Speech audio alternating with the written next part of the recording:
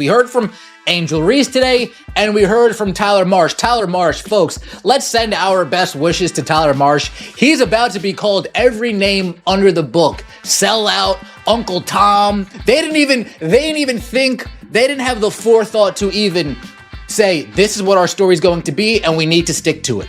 This is what our alibi is going to be, and we need to stick to it. The WNBA has started an investigation into alleged racist comments, but the evidence is incredibly weak.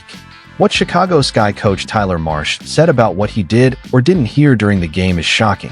Did he just expose the truth behind this whole WNBA controversy? It was actually something newsworthy said today in regards to the alleged hateful fan comments made toward Angel Reese during the Fever and Sky game on Saturday, because the Sky actually gathered for practice today, and they spoke, and both the coach and Reese spoke. In a statement that's rocking the basketball world, Coach Tyler Marsh admitted something that directly challenges Angel Reese's claims.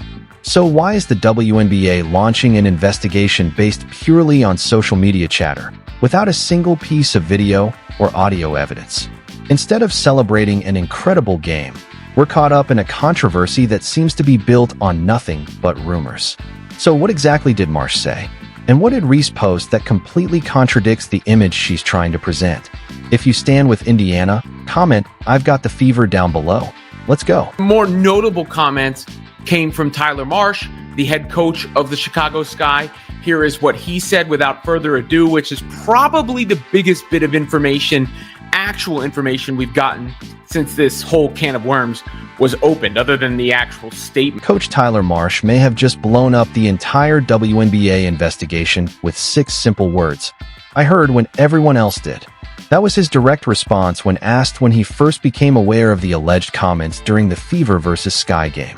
Think about what that means. The head coach of the Chicago Sky, who was on the sidelines the entire game, only found out about the incident after it started trending on Twitter.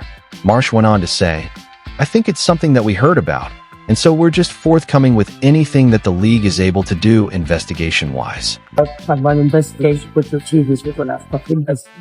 Yeah, I think we agree. I think we're, in compliance with them, with the league, and obviously there's no room or space in our game for hate. So we're complying with everything that's going on. Coach, when did you become aware that there was hate speech that happened? I think when everyone else did. I think that it's something that we heard about, and so again, we're just forthcoming with anything that the league is able to do investigation-wise. The Sky organization didn't witness anything during the game. They're reacting to the same social media posts we all saw. Not a single player brought it up. Not during the game, not in timeouts, not even during substitutions. Quick follow-up on it. Just because you coached in Indiana, did you ever have any issues with that while you were coaching there? I think my focus was always on the team and on the organization and doing my job as best as I could. And so, it's kind of what it is. Were you learning this throughout the game or just at that moment? Oh, I was concentrated on our team and what we were doing game plan-wise against Indiana. Yet the WNBA launched a full investigation anyway. Their official statement reads, "The WNBA strongly condemns racism, hate, and discrimination in all forms. They have no place in our league or in society. We are aware of the allegations and are looking into the matter." But notice what's missing: any mention of actual evidence. This was a nationally televised game, with multiple camera angles capturing every moment. Courtside mics picked up everything, from squeaking shoes to player chatter to coach instructions. But somehow, they missed multiple racist comments supposedly shouted from the stands. Not a single courtside reporter heard anything. No fans posted video evidence. No one complained to security during the game. Yet, here we are, with an investigation based entirely on social media noise. But the telling admission is, I found out when everyone else did. When did you become aware? When everyone else did. What does that indicate? That the Sky did not know or did not hear anything in real time or see anything in real time. So that makes the Sky, that makes the Fever, that makes me, that makes everyone I talked to who was in the arena, everyone else who has spoken from the arena. You're telling me that in 2024, in an arena full of smartphones, Not one person captured any evidence of these alleged comments. The broadcast team didn't mention it. The commentators didn't address it. The in-arena announcer never warned the crowd about inappropriate behavior. Security was never alerted. No one was removed from the arena. What exactly is the WNBA investigation? That makes no cameras, no cell phones. So far, no nothing.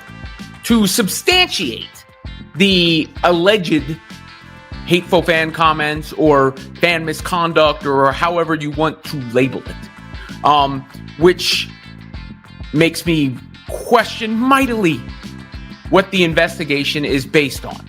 And I would love to hear on the record what the investigation is based on, because based on all the information we have, the leading theory has to be it's based on the social media nonsense. Who benefits from these allegations? The question answers itself when you look at the scoreboard.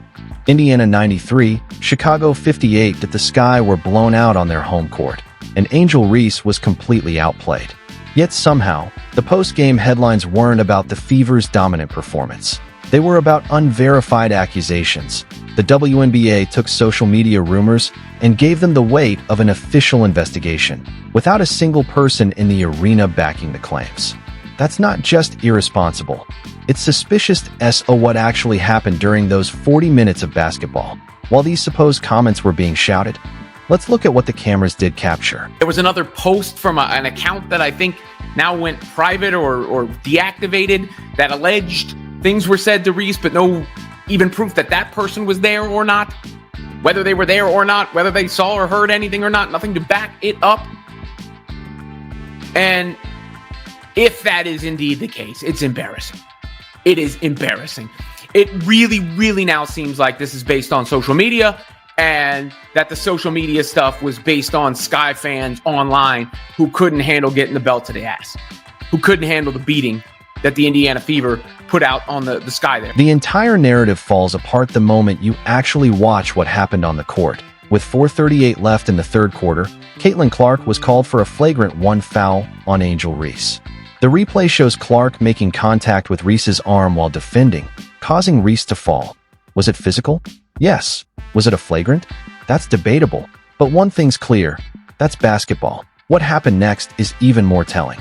Reese immediately jumped up, not to look at the crowd, not to address any fans, but to confront Clark directly if she had truly heard offensive comments from the stands in that moment.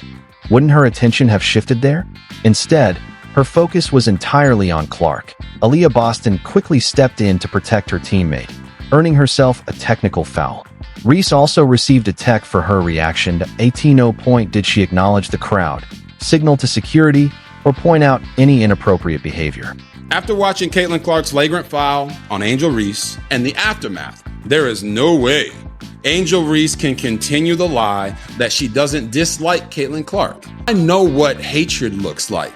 Angel Reese hates Caitlin Clark, not some basketball rivalry.